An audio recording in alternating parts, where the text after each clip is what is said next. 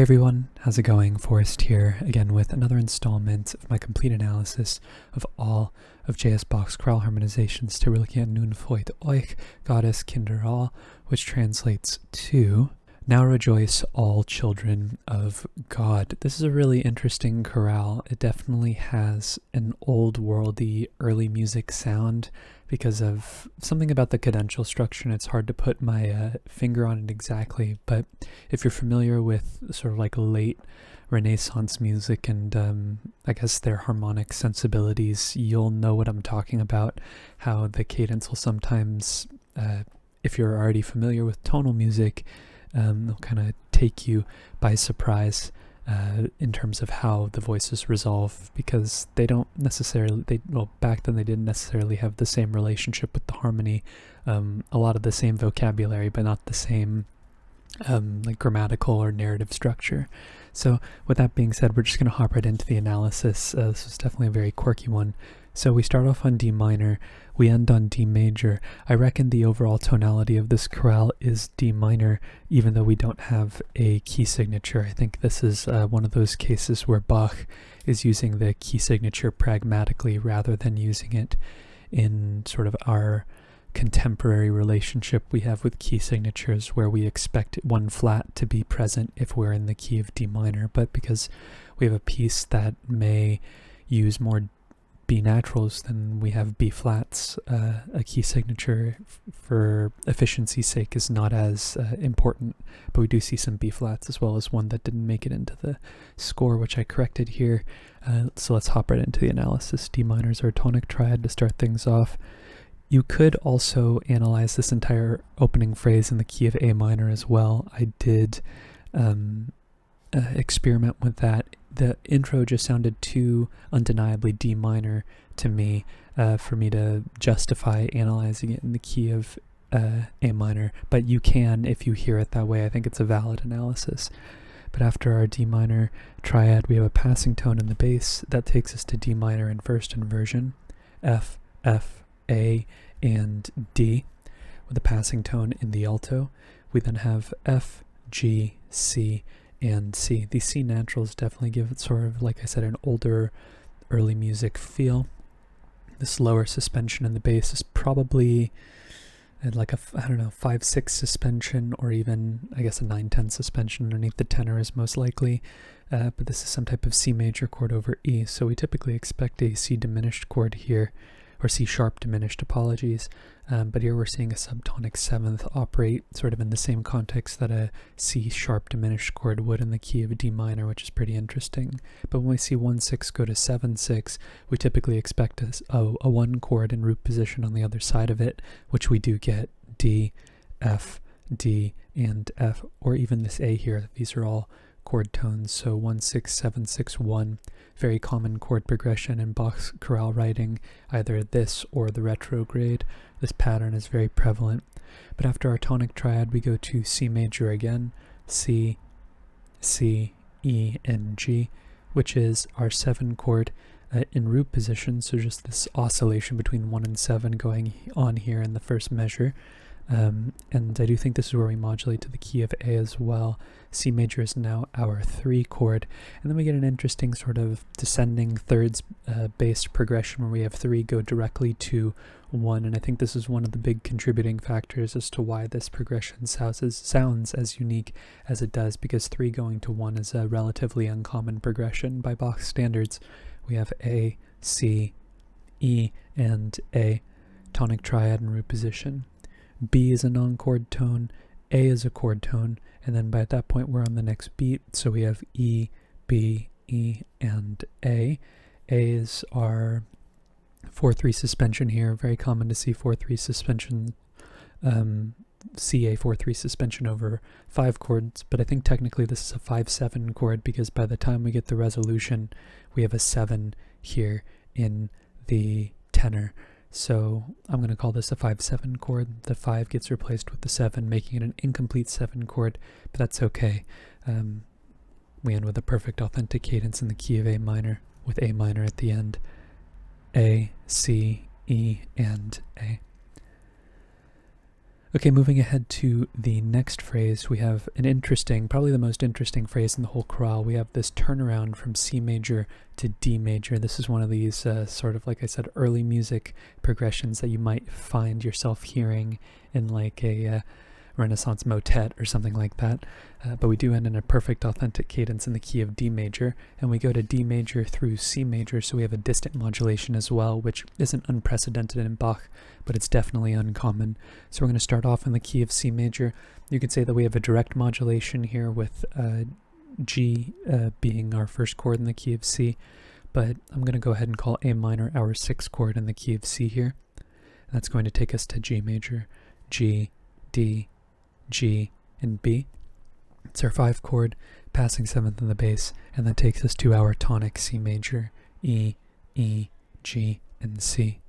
It's in first inversion, and C briefly takes the chord and puts it in root position. You know, I'm just realizing that I say that a lot. That's just like my speaking pattern to say that when the chord gets inverted on the end of the beat or respelled, I say it briefly turns the chord into, but it's not any more brief than it is on the harmonic rhythm as well.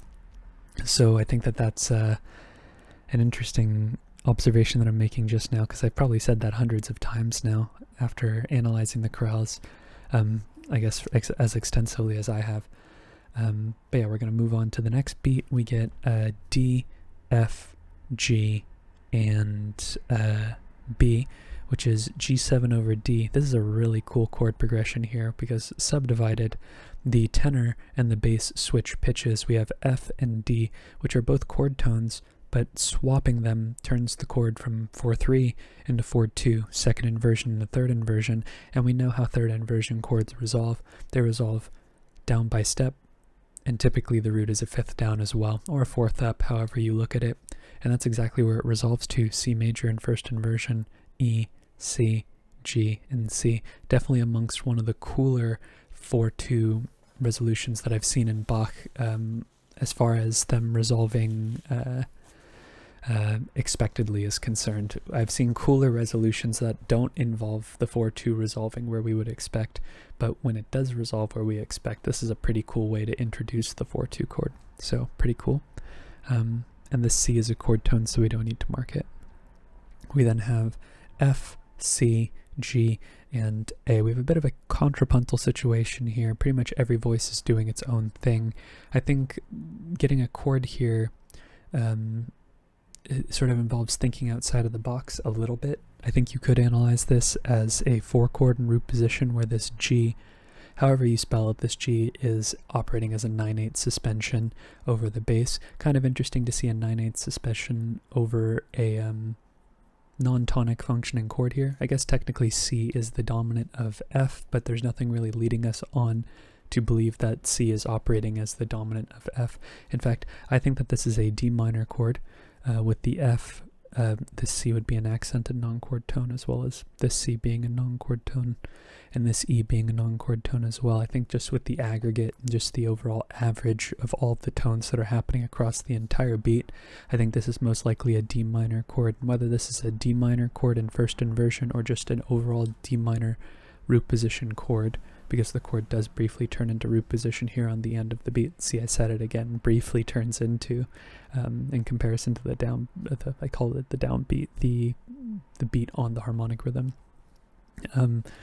I think all in all, just like I said, the average of everything that's going on here is some type of D minor, some type of F major chord. It could be one or the other. I think both are valid analyses. Bach does have a tendency to have 9/8 suspensions over D minor triads as well. I don't know what it is typically about D minor that makes it an exception when compared with just other root position tonic triads, but it's interesting when we see 9/8 suspensions over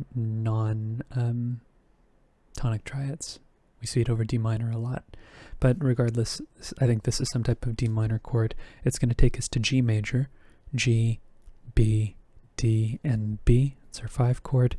And on the end of the beat, we have a bit of like a transitive progression here where we have F, A, and actually D is a chord tone, so we don't need to mark that. That was just me on autopilot there, where we have F, A, D, and D, which is our 2 chord in first inversion, D minor. So yeah, we would expect 2-6 to go to 5 like it did here, but now we're seeing it go the other way around, and what we're realizing, or what we will soon realize, is the fact that D minor is sort of operating in really close proximity to D major, which I think is a very fascinating contrast by Bach's standards. On beat 2 we have E, G, G, and D, and I think this is sort of like a, I don't know, under normal circumstances, I guess D would sort of be like a 7-6 suspension over the bass, which is how it's operating, but because we go to C sharp, and we know C sharp is going to be the third of our dominant in the key of D major, because I already told you the phrase ends in the key of D major, and it's sort of sprung on us surprisingly. I think this is an E minor chord, E minor 7, so some adjacent harmony here, 2 going to 3.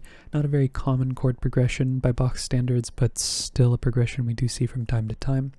And I do think this is where we modulate to the key of D major from C major, because they both have E minor in common.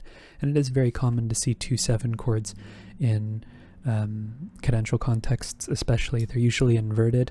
If you've watched my videos in the past, you'll know that something that I say very often is we know that Bach loves 2-6-5 chords, especially in cadential situations or cadential contexts, whatever ends up coming out. But yeah, we see a 2-7 chord here, followed by A, which is a chord tone. Oh no, A is not a chord tone. A is also not a chord tone, and we know that C sharp is also not a chord tone, so we know that this is some type of 5 chord, A major. That will then take us to not D minor, but D major. D, A, F sharp, and D. It's also interesting to see D major in a D minor context, right? We have this distant modulation to D major, where D minor is more closely related to C major. Just very fascinating sort of turnaround here. I guess there is some potential speculation that this is possibly D melodic minor, and this is a Picardy third at the end of the phrase, but I think this was, with the evidence that we have here, we're in the key of D major, just based on the notes that are present. We don't have any Bs. Bach conveniently avoids using B in the 2 chord to know whether we're in minor or whether we're in major. But moving on to the next phrase, we end in a half cadence in the key of D minor, but Bach is going to visit a couple of different keys in this phrase. We're going to start in the key of C, then we're going to go through F into D minor, and whether we get F here is largely speculative. I hear F, namely just because of the fact that it sounds like we're focusing on F for a while here in the middle of this phrase, and then we go to D minor. It's just how it feels to me, but I think you could analyze this phrase in D minor exclusively as well, just like how you could analyze the first phrase in A minor exclusively if you see it that way. But I think we start off with C major through this G major chord. We know that by the time we hear this F natural, we've modulated. We have B, D, G, and D, which is 4-6 in the key of D major, and it's also 5-6 in the key of C major. And that's going to take us to presumably our 1 chord. We have C, G, E, and C. Tonic triad root position. E takes our chord and puts it in first inversion. I caught myself saying it that time, or from saying it rather. And then we go to F. I think this is the sort of opening the door to the first potential moment that we could modulate to the key of F. I guess C major could be our F major sort of pivot point as well. But I think the fact that we hear F for a little bit after our C major chord doesn't quite it doesn't quite establish the modulation, because the keys are too closely related. There'd have to be other contextual factors to solidify that modulation, in my opinion.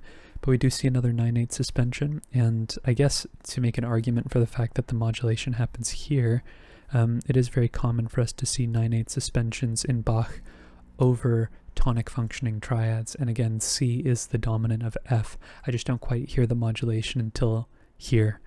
A, F, C, and F, which is our tonic triad not yet. It's not our tonic triad yet. Oh, actually, no, it is our tonic triad in the key of F, but it's also our subdominant in the key of C.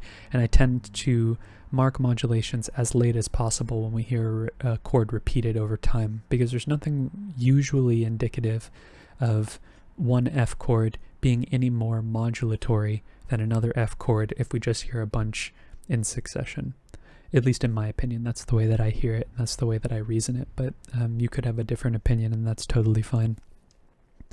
F is a chord tone, so we don't need to mark it. We then have B flat, F, B flat, and D, which is our 4 chord. A is a passing 7th, and then we get G, G, B flat, and E, which is E diminished over G. That's 7/6. And the main reason why I think the modulation is happening to the key of D minor here is namely because of the fact that we have a 4/7 progression in the key of F that really feels like it would usually resolve to an F major chord, but instead of getting F major, we get a chromatic bass line here that takes us to the key of D minor through a half cadence. So we have this 7/6 chord, and I do think 7/6 is the chord that we're modulating over, and it is now our 2/6 chord in the key of D minor. A is a non-chord tone, so we can mark that, and that takes us to G sharp, F, B flat, and D. So G sharp, B flat, D, and F. That's an interesting chord. I feel like this shouldn't be a B flat, this should be a B natural. And in fact it is a B natural. I'm just realizing now that that also didn't get added into the chord, because some type of G sharp and B flat would be, what would that be? With F, B natural, and D, that's a B diminished, or with B flat. It's a B flat major with a G sharp or an A flat. So that'd be some type of like augmented 6th chord, like an A flat or like a B flat 7 chord. Yeah, it would be like an augmented 7th chord in the key of D minor that would resolve to A. And we would expect the what would we expect to resolve to A? We would expect the G sharp to resolve to A, and then we would expect the B flat to resolve to A as well. And actually, they do resolve that way, but this is a B natural, now that I'm looking at the score on my screen as well. But yeah, with this being a B natural, chances are this is one of 2 chords. We see this anticipation device used by Bach fairly commonly. I think this is 7 fully diminished 7th of 5, but I think you could also analyze this as 5/6/5 of 5 as well, depending on how you view this E. If this E is the root of the chord, it's 5/6/5 of 5. If this G sharp is the root of the chord, it's 7/7 of 5. But really the chords are separated by a half step. That's or the only difference between the two is a half step from the F to the E. Otherwise they're the same chord. But yeah, that would have been interesting if this were an augmented 6th chord. We have seen augmented 6th chords in the past with Bach, but they are exceptionally rare. But afterwards we have A, E, A, and C sharp, which is where we would expect our 5 chord to resolve. So yeah, some mid-phrase modulations going on here. I've been calling them mid-phrase modulations, the idea that we modulate to a key. Typically in Bach, when we modulate to a key, that's the key that we end with. But we've seen some mid-phrase modulations actually in this chorale quite a bit. We have mostly C, and then we turn around to D. Here we start in C, then we go to F, and then we go to D. And even if we only went to D here, the fact that we went to C, that's also a mid-phrase modulation, because typically with Bach, when we start with a phrase and we modulate to it at the beginning, Bach stays in that key for the entirety of the phrase. But from time to time, we'll see Bach start in a key and then modulate to another key after having modulated from the key of the previous phrase. Anywho, we're going to the next phrase now where we don't modulate anymore. We've since established ourselves in the key of D minor. We're going to retain the key of D minor for the remainder of the chorale. We end with a perfect authentic cadence. We have another A major chord here, so we don't need to reanalyze. A, C sharp, and E. We then have B natural, G, D, and G, which is 4/6. We have some melodic minor going on here in the bass with the B natural going to the C sharp, so 4/6 turns into a major chord rather than the minor chord we would typically associate with 4 with in a minor key. Passing 7th of the melody here before we get C sharp, G, A, and E, which is 5/6/5, very common chord progression, typically seen as a subdivided chord progression, so it would usually happen on the end of the beat. But here we see it happening over the harmonic rhythm, which is totally cool. Kind of an interesting thing here, G sort of looks like it's being set up as a suspension here, but it then gets reiterated, so that's kind of an interesting thing going on here. And that takes it to D minor, D, F, A, and F. Tonic triad, root position, passing 7th in the bass, and then we get B flat, F, B flat, and D, which is our 6th chord, B flat major, passing 7th in the bass, and then we're getting ready for our cadence here, which is pretty typical, a 2-6-5-1 progression, G, G, B flat, and E. Bach loves 2-6 chords, especially in cadential contexts. Usually they're 2-6-5 chords, and in Bach's defense, or not that he even needs to defend anything, but in this case we do see the 7th happen on the end of the beat here, but because it's not happening on the harmonic rhythm, I'm going to mark it as a non-chord tone, but very well could be part of the entirety of the beat. We have lumped tones on the end of the beat into the chord earlier in the chorale, so I think it's fair game here. But after our 2-6 chord, we would expect 5, which we do get. We have A, C sharp, and E. Very common to see 4/3 suspensions over the bass. A little delayed passing 7th here. This E sort of operating the same as this G here in terms of what it looks like rhythmically. And then we cadence on D major, D, F sharp, A, and D. Very common for Bach to end minor chorales with a major tonic triad with that Picardy third. I think it just has to do with this relationship with major chords having more of a final just effect on the harmony. But we see plenty of minor chorales end with a minor chord as well. Could just be his association with the text, could be his relationship with the melody and other harmonizations or other, arrangements of this particular source material. But that is today's analysis. I think the big takeaways are the distant modulation from C to D here, the mid-phrase modulations that are happening abounds here in the middle of the chorale especially, and the chromatic bass line. It's always interesting when we get a chromatic bass line in Bach. Generally the descending chromatic bass lines are more interesting because they lead to some pretty quirky and not traditionally functional note progressions, but ascending chromatic bass lines typically follow the fact that the passing chromatic tone is the leading tone to the next chord, which is it's a pretty cool thing regardless. So I think I'm going to cap the video off on those thoughts. If you're interested in following me along on the journey to analyze all of Bach's chorale harmonizations, feel free to subscribe to the channel, hit the notification icon, and like the video if you enjoyed the content. Thank you so much for watching the video and supporting the channel by doing so. I look forward to tomorrow's analysis, and I hope you take care.